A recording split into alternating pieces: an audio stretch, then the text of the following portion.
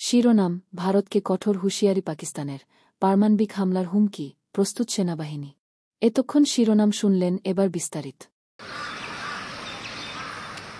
পেহেলগামে হামলার পর ভারত পাকিস্তানের সম্পর্কে যে বৈরী রূপ বিশ্ব দেখছে তা কয়েক দশকে বিরল।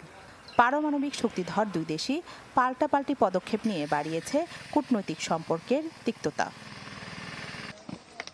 ভারত পাকিস্তান বড় পরিসরে যুদ্ধে জড়াবে কিনা এই প্রশ্ন যখন ঘুরপাক খাচ্ছে বিশ্বে, ঠিক এমন সময়ে বার্তা সংস্থা রয়টার্সকে দেয়া সাক্ষাৎকারে যুদ্ধ নিয়ে চাঞ্চল্যকর বার্তা দিলেন পাকিস্তানের প্রতিরক্ষামন্ত্রী।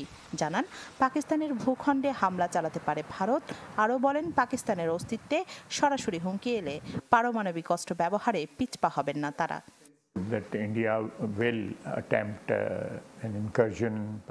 আমাদের বাহিনীগুলোকে প্রস্তুত রেখেছি, কারণ ভারতের হামলা আসন্ন। এমন পরিস্থিতিতে কিছু কৌশলগত সিদ্ধান্ত নিতে হবে পাকিস্তানকে।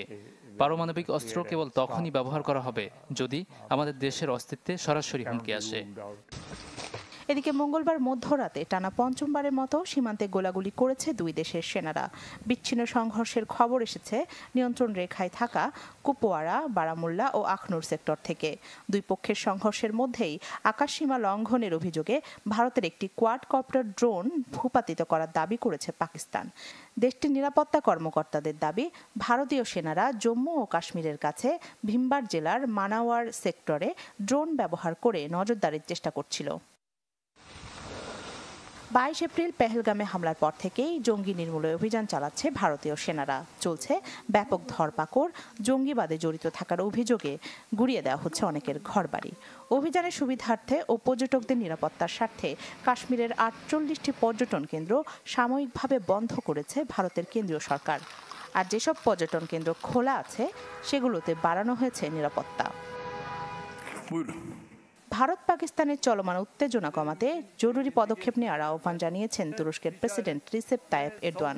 দুই দেশের মধ্যে শান্তি প্রতিষ্ঠায় এখনই উদ্যোগ না নিলে পরিস্থিতি আরও ভয়াবহ সংকটের রূপ নিতে পারে, এমন শঙ্কার কথাও জানান তিনি। সমীর রায়, চ্যানেল সত্যের সন্ধানে। এই ছিল আজকের খবর। আমাদের সঙ্গে থাকার জন্য আপনাকে অসংখ্য ধন্যবাদ। যদি এই খবর আপনার ভালো লেগে থাকে, তাহলে আরও খবর ও আপডেট পেতে আমাদের চ্যানেলটি সাবস্ক্রাইব করতে ভুলবেন না। ভিডিওটি শেয়ার করুন এবং আপনার মতামত কমেন্টে জানাতে পারেন। পরবর্তী আপডেট পর্যন্ত সবাই ভালো থাকুন, সুস্থ থাকুন। ধন্যবাদ।